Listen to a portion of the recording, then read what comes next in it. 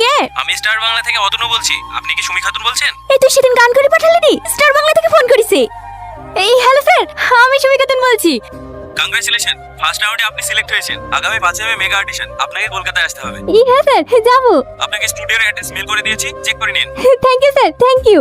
আমি আগে থেকেই জানতাম তুই একদিন বড় গায়িকা হবি। কলকাতা গিয়ে আমাদেরকে চিনতে পারবি তো? কে কলকাতা যাচ্ছে? সুমির গান শুনে কলকাতা থেকে ডাক করেছে। তোর মেয়ে আর রান্নাঘরে গান করবে না, তোমার মেয়েকে টিভিতে দেখাবে।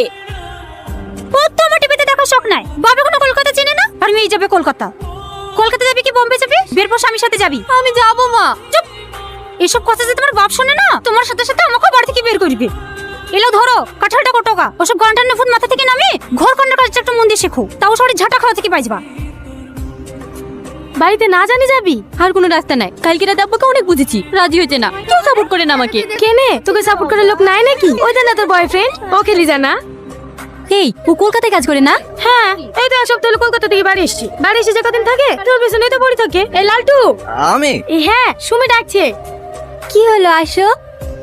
অনেকদিন ধরে চেষ্টা করছি, ভালোবাসা প্রকাশ করার কোনো মাধ্যমে আমি খুঁজে পাচ্ছিলাম না। আমি জানি না তোমার উত্তর কি হবে, কিন্তু বিশ্বাস করো, যখনই তোমাকে দেখি আমার মনের ভেতরে এক আলাদাই অনুভূতি জাগে।